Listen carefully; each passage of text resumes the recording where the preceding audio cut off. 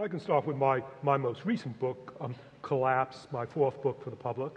Collapse is a book about a romantic question that had been bugging me for 40 years before I wrote the book. Namely, one sees ruins of abandoned cities that belong to vanished civilizations. You see ruins of the Maya cities in the Yucatan, or you see the statues of Easter Island. And whenever you see ruins, or the Anasazi in the Southwest, and when you see ruins like those, you ask yourself, why did people build a city in such a remote place like the U.S. Southwest, where nobody makes a living by farming today, but that's where the Anasazi built their cities, or the Maya cities in the Yucatan and parts of the Yucatan Peninsula where there's a sparse population today. So there's the romantic question, why did people build cities in remote places, and then why, having gone to all the effort of building a city, did they then abandon it? So it was a romantic question that has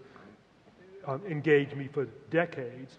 Eventually I realized that the reasons why people abandoned cities and why societies collapsed in the past include reasons why some societies have collapsed in modern times and why our own society faces problems today.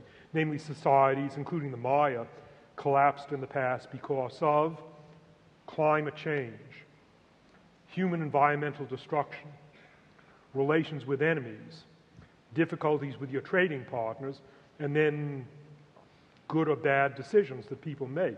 The same 5 reasons that did in variously the Greenlanders and the Maya and the Anasazi are also the reasons that are endangering some societies today. So my book, Collapse, was partly about ancient societies that either failed or succeeded, and modern societies that have failed spectacularly, like Rwanda, or that have struggled with difficult problems and done reasonably well, like Australia.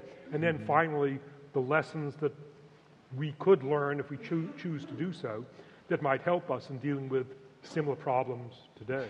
So that's my book.